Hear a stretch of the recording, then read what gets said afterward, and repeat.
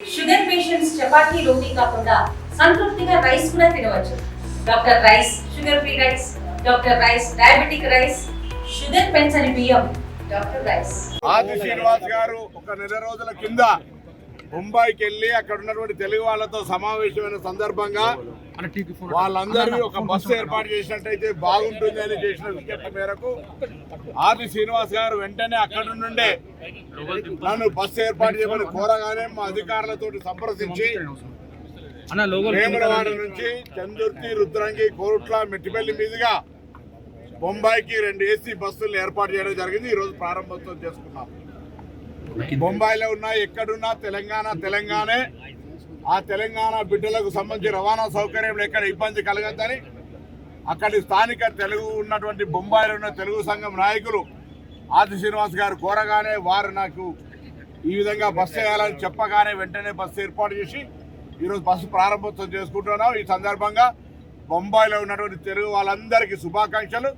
ముఖ్యమంత్రి గారు కూడా వెంటనే ఇటువంటి ఒక బస్సు వేసే నిర్ణయాన్ని వారు ప్రశంసించినారు. ఎక్కడెక్కడైతే అవసరం ఉందో ఇటువంటి బస్సు ఏర్పాట్లను కూడా వెంటనే చేయాలని కోరుతా ఉన్నారు.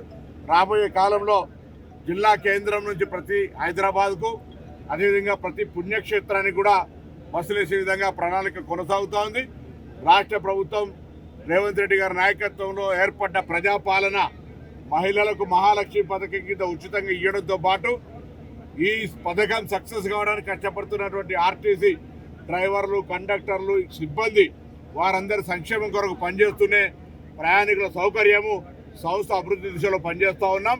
అందుకే అనేక రకాల సంక్షేమ కార్యక్రమాలు వాళ్ళకి తీసుకుంటూ కొత్త నియామకాలు, కొత్త బస్సులు కొంటూ మహిళలు ఉచితంగా ప్రయాణం చేసే సందర్భంగా వారికి ఎటువంటి ఇబ్బంది లేకుండా మరి ప్రభుత్వం తరఫున కృషి చేస్తున్నామనే మాట సందర్భంగా మనం చేస్తూ ఈ బాంబే బస్సును తెలంగాణకు సంబంధించినటువంటి వివిధ రూట్లలో పోయేటువంటి సందర్భాల అక్కడ స్థానిక ప్రజలు వాళ్ళకి అనుకూలంగానే రేట్స్ కూడా ఫేర్ ఫిక్స్ చేయడం జరిగింది.